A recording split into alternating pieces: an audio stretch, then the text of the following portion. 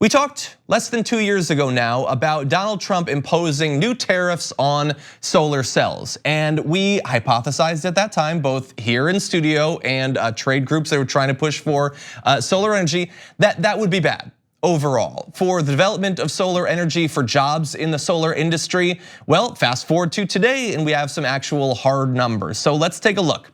Now bear in mind that this started off, this is a 4-year tariff program, early 2018, starting at 30% and dropping by 5 percentage points each year. So getting less crushing each year, but starting off a 30% tariff, that is insane. And that's why we expected that it would be so bad. Well, here's how it's looking. More than 62,000 jobs and nearly $19 billion in new private sector investment has been lost due to the tariffs Trump placed on solar imports. This is according to the SEIA.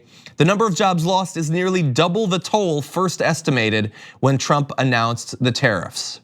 Now you would think that when the monthly jobs report comes out and politicians, whether it's a Democratic president or Republican president, if the numbers are good, they love to tout it. Okay. And presidents have some effect on those numbers. Presidents have some effect on the economy at large. But when the president chooses of his own volition to make a move like imposing 30% tariffs on a particular product, and we see now that tens of thousands of jobs have been lost due to that specific decision, you would think that that would receive a little bit of media coverage. This overall changes and going up and down in the jobs from month to month, that can be tied loosely to the president or to the dominant political party, but it is loose. This is not. This is his decision to do this. And what could have happened, we could be leaders internationally in the development of solar energy and pushing for more and more of our energy to be generated with clean and renewable energy. That has been hamstrung because Donald Trump decided that he likes coal better than solar. Now, this news has come out. We now know what actually happened with the solar industry, but that does not mean that the Trump administration is going to take this laying down. Peter Navarro, Trump's trade and manufacturing advisor, said the report was, quote, classic fake news dressed up in academic mumbo jumbo. So clearly they're taking this seriously. They're taking those 60,000 plus jobs seriously, $19 billion in new private sector investment very seriously, and that's his trade and manufacturing advisor. This is supposed to be the area that he is expert in, that he's professional in, but instead, it's catchphrases. It's a Donald Trump tweet. That's what we get from the trade and manufacturing advisor to the president. Now, another consequence, let's say that you want to install solar. Let's say that you are not a regular person, but maybe you're trying to set up a solar field to generate energy that way. Well, it's probably relevant to you that the new report found that US prices for solar cells are among the highest in the world. And that again is a direct result of Donald Trump's choice to impose that tariff on solar cells. And what's interesting, and I love to mention this sort of thing, it doesn't matter. But if you're a Donald Trump fan, if you're a voter in Donald Trump, maybe in a deep red state, like imagine if the president went out of his way with his tariff policy to hurt you. I mean, there's any number of different areas, soybeans, the effect on the farmers, all of that. We keep going over it. This is another one where we see that, with the tariffs having the greatest impact on newer solar markets in Alabama, the Dakotas, and Kansas, because they make solar uncompetitive with dirtier, more traditional forms of energy generation. So if you are a Trump voter living in one of those states, not only are you theoretically having to pay more for your energy, but also because that energy is gonna be generated through things like coal and natural gas, all of that, you're likely to get sicker too as a result of that energy production. You could have had cheaper, cleaner energy, but the president wasn't interested in what you wanted. He was interested in what the coal CEOs wanted, what oil CEOs wanted. They're doing okay. All of this bad information, all this lost private sector investment, lost jobs, that's our loss, but that is very much their gain. Okay, so from solar, let's turn now to one of the consequences of climate change, and that is, once again, we're touching base with ice loss. Specifically in Greenland. The Greenland ice sheet's losses have accelerated so fast since the 1990s, it's now shedding more than 7 times as much ice each year, according to 89 scientists who use satellites to study the Greenland ice sheet loss. The sheet's losses have doubled each decade. And so this is, again, one of those areas where when you can go on Fox News and they're saying like, oh, climate change, it's cold in New York today. No, not only were the predictions right, not only were the estimates not incorrect, but in that where they were wrong, they were underestimating how fast climate change would wreak havoc with areas like Greenland, Antarctica, and all of that. Now this is significant. I'm gonna throw a couple of numbers your way and take a look at this.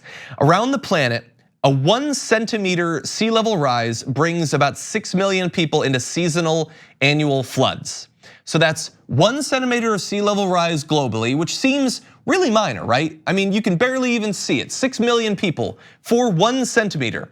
Greenland alone could contribute about 16 centimeters, or around half a foot to ocean levels, just until by the end of this century.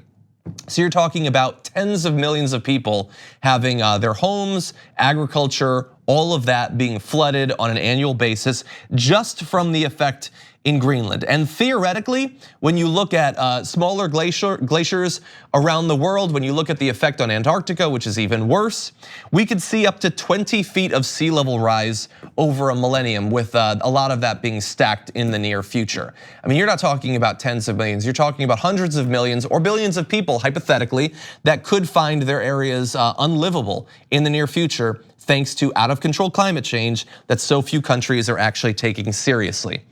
But while we're talking about the ocean, the ice isn't the only issue that we should care about. Let's also talk about the oxygen content in the oceans. The International Union for Conservation of Nature released the largest report of its kind, finding that the oxygen level of the ocean has declined by about 2% since the 1950s, and the volume of water completely depleted of oxygen has quadrupled since the 1960s. So this is, again, and almost always when we're talking about climate change, some of these numbers might seem small, but they can be devastating. 1 centimeter of sea level rise is a really big deal for millions of people. 2% drop in oxygen, really big deal if you are marine life that is trying to live in these areas. 60 years ago, only 45 ocean sites suffered from low oxygen levels. That number in 2011 had shot up to 700.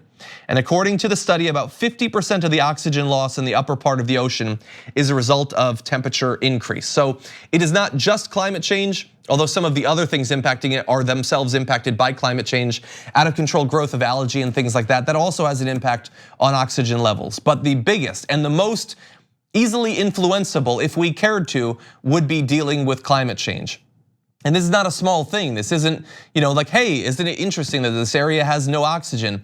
A very large percentage of the Earth's population relies on fish for their protein intake on a daily basis. And in addition to the overfishing that we've already talked about, this is how you imperil food supplies for hundreds of millions or billions of people.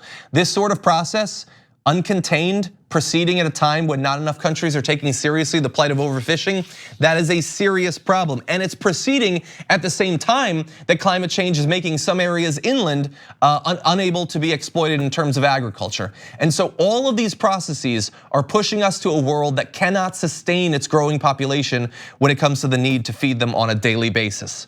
Now let's turn to an expert. IUCN Acting Director General Dr. Grethel Goulart said, with this report, the scale of damage climate change is wreaking upon the ocean comes into stark focus. As the warming ocean loses oxygen, the delicate balance of marine life is thrown into disarray. And a combination of climate change and increased nutrient discharge will cause a 3 to 4% decrease in oxygen ocean levels, or ocean oxygen levels on average by 2100 if business continues as usual. Now, I understand if you've made it this far into the video that focusing on the level of oxygen in the ocean is going to seem very esoteric. But it is supposed to be a reminder, even if you're not a scientist, even if you don't spend a lot of time following the science of climate change and all of its impacts, I want you to know how all-encompassing this is. That there's virtually no place on Earth, no species on Earth, whether animal or plant, that is not being impacted by the effect we're having on our planet. And that is why when it comes to ice levels, when it comes to oxygen in the ocean, when it comes to the way we generate our energy, these are all interrelated issues. And so the way that we address them too needs to be interrelated and also prioritized.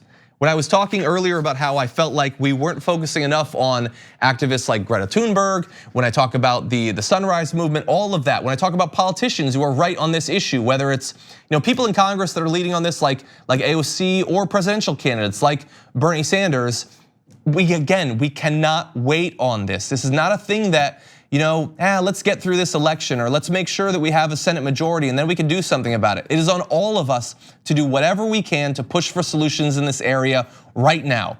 Not tomorrow, certainly not a year or 10 years from now, because some of these things, once they've gotten done, they're not recoverable. You want to like recover the ice sheets of Greenland? You want to increase oxygen level in the ocean? We're talking about things that once they get wrecked, it will take literally centuries or longer to fix, and we can't wait.